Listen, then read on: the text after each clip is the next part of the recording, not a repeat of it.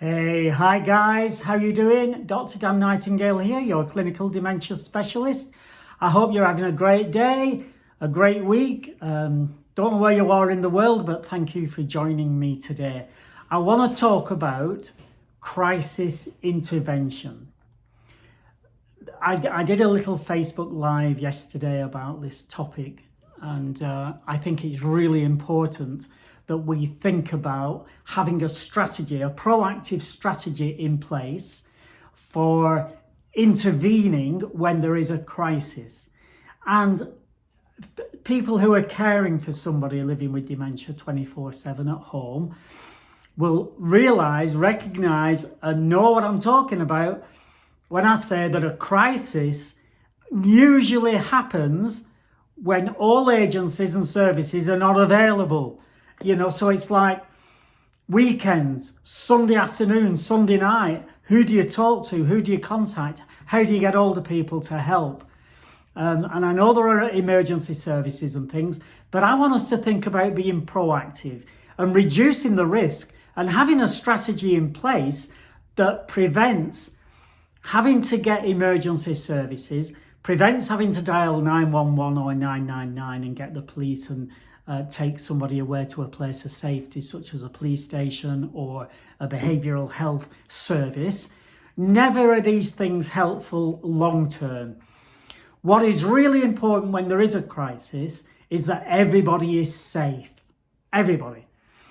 So if we know that there is likely to be some kind of behavioural event, somebody's likely to become aggressive, somebody may become abusive, and it might be physical, it might be verbal, whatever it is, people become agitated, frustrated, anxious and scared. So what can we do? Let's have a proactive strategy in place to manage it. And I don't use that word very often because I don't like to manage people, but we have to manage the event, the situation. And the best way of doing that is proactively. So, number one, make sure that you have medication available if it's known that this individual could get aggressive. Ensure that there is extra medication available, just in case. And again, as you all know, I'm not a real advocate of antipsychotic medication because other than risperidone, nothing is really licensed to help with behavioural symptoms of somebody who has dementia. So I like to keep it at a minimum. But if we need to use it in an event, in a crisis, then we have to use it.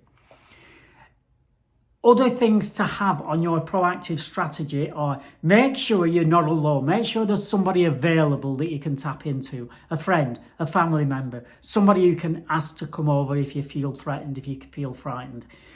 The best friend of the individual is usually a really good person to have because they have a relationship and, people usually engage and respond and react to that person. So think about having somebody available. Many people are on their own, especially older people. And if you are an older person living with your partner, or if you're a younger person looking after your dad or your mum and you're on your own, make sure there is somebody you can tap into, somebody you can contact, somebody you can get to come over, and even a neighbour.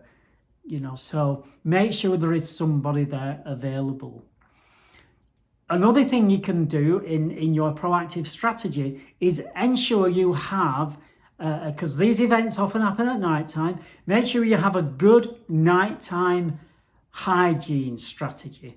So watch a light-hearted comedy about an hour before you go to bed. Never watch TV at 60 minutes before you go to bed. Never use any screen time. You know that I'm a big advocate of that because it does scramble the brain.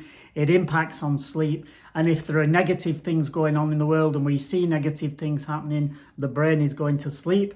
The mind is thinking about those negative events. So avoid them. Avoid the news. Avoid all that violence and all that aggression that's going out there. Don't allow the senses to be exposed to them. Always expose that individual's senses to light-hearted things that the person's interested in, away from the news. Engage them in something like that. And I can see the reflection on my glass. I'm going to take them off. Engage them in that, so make sure that you have that policy in place as well.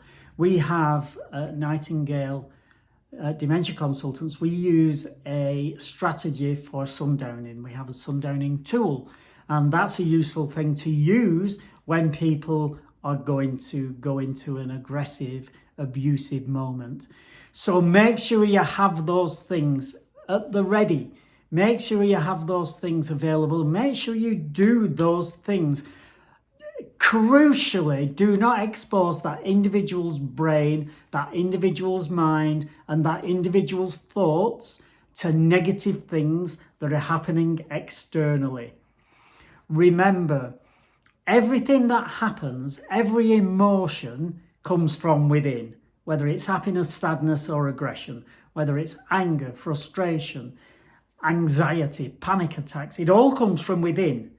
We all have a reason for those events to happen.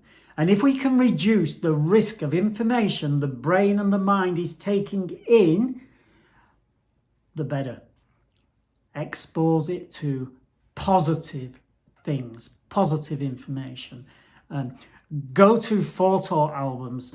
Talk about memories. Talk about places you went on holiday. Talk about things where you've been, things that you've done. Happy things, joyful things.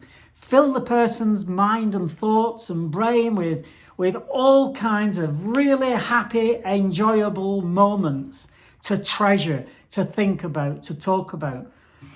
If you know somebody has this pattern of getting aggressive and abusive during the night, somebody gets up, they pace, they get more and more agitated because they don't know what's happening or what they need or what they want. Before you go to sleep, engage in a conversation about really happy things, happy events, things that have happened in your life, things that have happened in your world, things that are personal to you.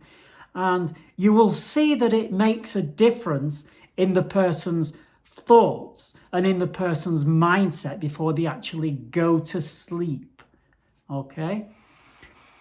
If there's an event during the day, you can use the same kind of strategies. It doesn't really matter when it is.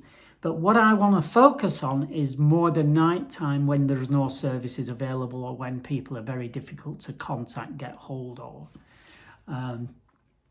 Because the one thing I always want to prevent is somebody being moved by the police into a place of safety. It's not good for the long term. For the short term, it keeps everybody safe. For the short term, it might be a necessity. But let's put it on the always a last resort list. And so have it as a reactive list. So if you have a proactive strategy, have your reactive strategy. So you've done all this proactive stuff and Jimmy is still angry, is still aggressive, you still feel frightened, you still feel afraid. Then go to your reactive strategy. And reactively, it has to be calling emergency services to come and assist, come and help. It's not necessarily always going to happen where the person is taken to a place of safety. It might not. People can calm down. People can be given that opportunity to calm down, to engage, to do something positive. But if it's necessary, and as a very last resort, medication and maybe a place of safety. If you have any questions about how you can support, engage, and work with the person that you are supporting, whether you're a formal caregiver or an informal caregiver, so whether you're a professional or whether you're a relative or a friend, if you have questions, please ask and comment on this YouTube channel. Okay? Thank you for joining me. Thank you for watching this video. And please share it with everybody you know. Share this YouTube channel. get people to subscribe to it. The more people I educate about dementia and supporting people positively, the better outcomes for everybody. You can follow me on Facebook. You can comment on Facebook. You can contact me through Facebook. You can contact me through Instagram. You can follow me on all of those things. And thank you for listening to me, and have a very, very blessed day and a wonderful week. Okay, thank you guys.